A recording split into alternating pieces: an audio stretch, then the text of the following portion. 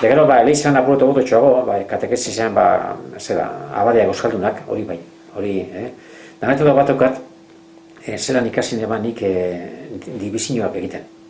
Egun baten maixua esan etorri eskolara, ez da egitik, bizpezinua joan barra edo zera, eta etorri zen Don Domingo, gaurtxo mintu esaten datzubia Don Domingo, abadea eskolara bere ordez.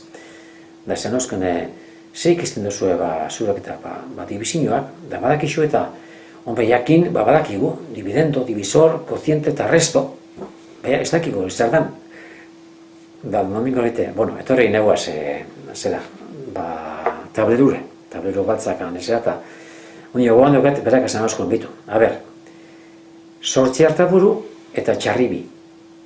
Zenban hartokotan jakiak txarrieri, Don Domingo esan behitea behorrek hori, laune, egin izuen lau hemen, zenbat sobretan dozak, bapes, egin izuen hemen zero, hori xeok, dividir, orduan badakigu.